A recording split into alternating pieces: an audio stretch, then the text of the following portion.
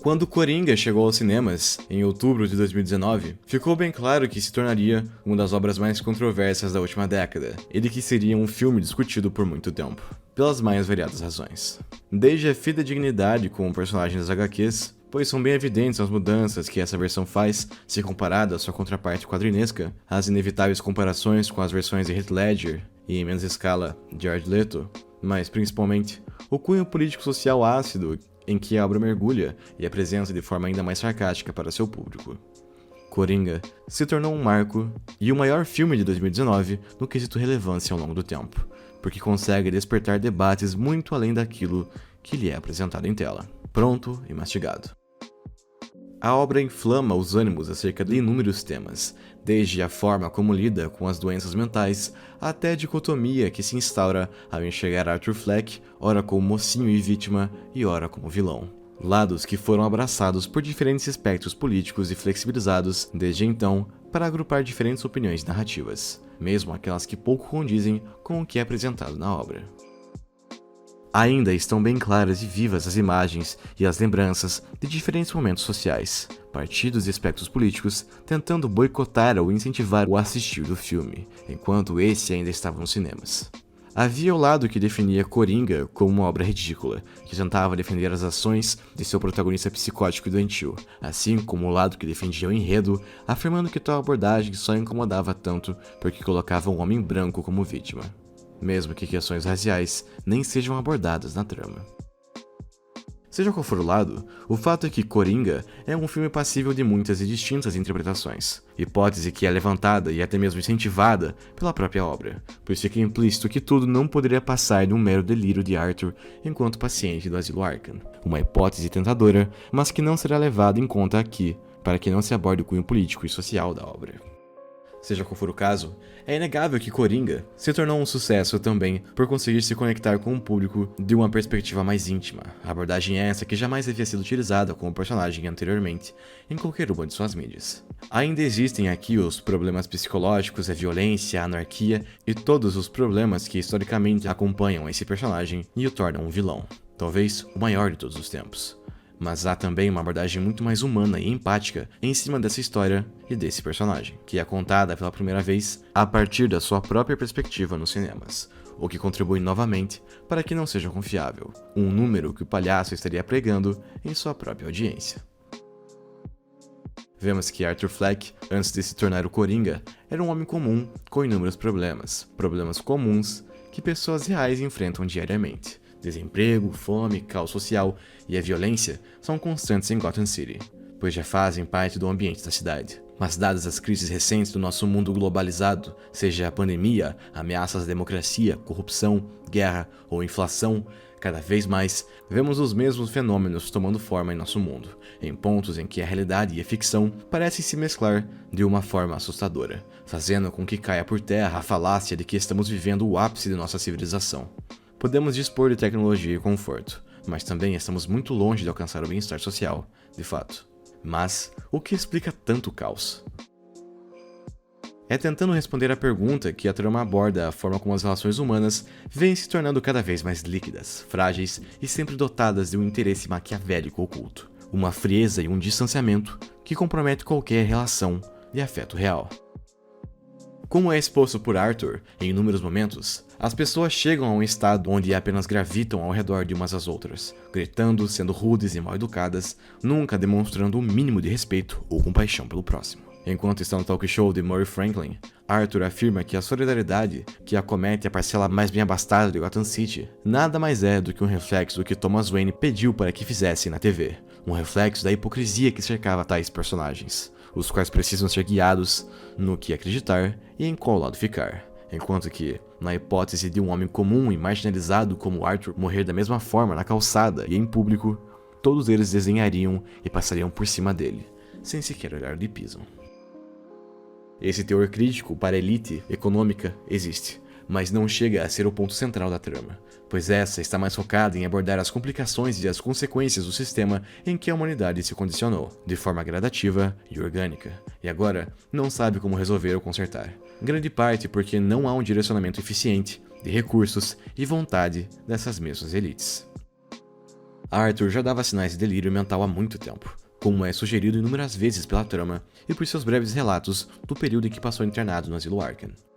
No entanto, mesmo que tais elementos sejam levados em consideração, a trama também expõe que grande parte da culpa pelo que ele se torna, o Coringa, também é de responsabilidade daqueles que negligenciam a situação e o ambiente ao seu redor, assim como o fato que o mundo contemporâneo se tornou um lugar inóspito demais para abrigar pessoas comuns sem levá-las a um nível, mesmo que mínimo, de loucura.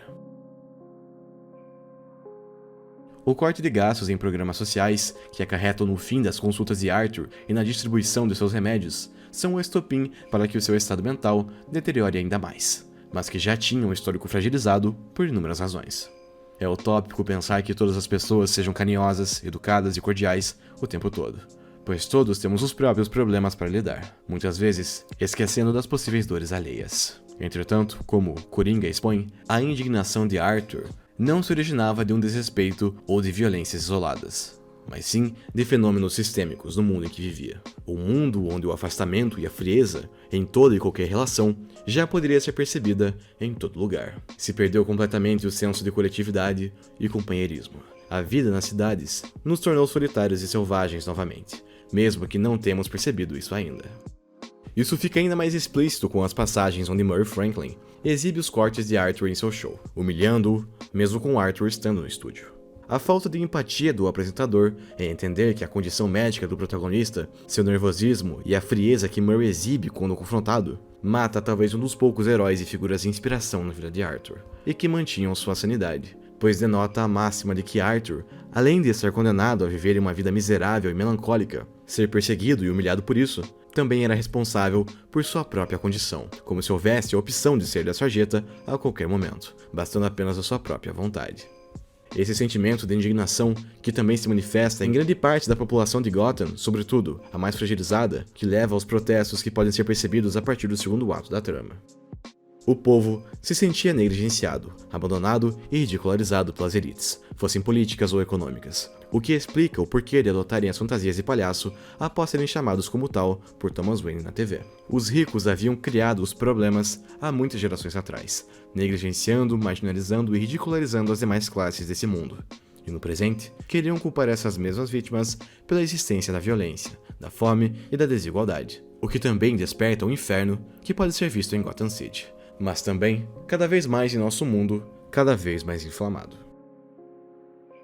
A história de Arthur exprime perfeitamente como viver em um mundo tão problemático com tantas inseguranças, seja pela violência física, desemprego ou fome, pode levar um homem comum e sem nada a perder à loucura sem muita dificuldade. Há de fato o passado de Arthur que deve ser levado em consideração, mas com sua medicação controlada, o abuso que sofreu na infância e as lesões neurológicas, mas esse sequer pode ser levado em conta como o cerne essencial da obra. Pois não importa qual seja a audiência, desde a mais equilibrada a mais fragilizada, é impossível não se identificar com o Coringa em ao menos um ponto da obra, por mais insignificante que seja. Não existe empatia, não existe amizade ou compaixão. Os únicos sentimentos que restam são a solidão, a melancolia e o abandono.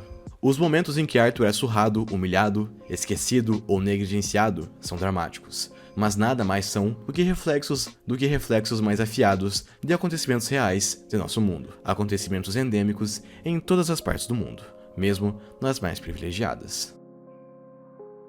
Não é necessário ser instável para que se ceda à depressão, às doenças psicológicas ou à completa insanidade em nosso mundo. Basta apenas que seja exposto a esses mesmos fenômenos dia após dia. Arthur não é apenas uma vítima de sua mãe, seu suposto padrasto ou daqueles que foram rudes com ele pelo caminho, mas a vítima de um sistema que sequer nasceu com o propósito direto de oprimir aqueles que estão inseridos nele, mas que se tornou tão complexo e com tantos retalhos que chegou ao ponto em que está prestes a explodir, sem que ninguém tenha a coragem de falar sobre ele. Com base nisso, estaríamos nós nos tornando mais loucos por nos identificarmos com Arthur Fleck em inúmeros momentos da trama? Nunca foi tão alta a incidência de doenças psicológicas na população mundial. Nunca foram tão altos os problemas causados pela poluição urbana e mesmo a violência em áreas mais periféricas.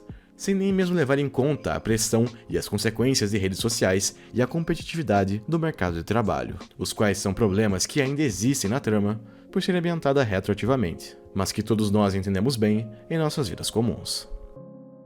Portanto, talvez seja a hora de pensar nos rumos nos quais estamos caminhando, e se a proximidade com Coringa pode ser encarada como uma semelhança saudável. Vivemos em tempos caóticos que, ainda assim, prezam por resultados, sucesso e aparência. Esquecemos-nos dos valores estoicos, os valores que fingimos pregar, mas que sequer entendemos o significado com precisão.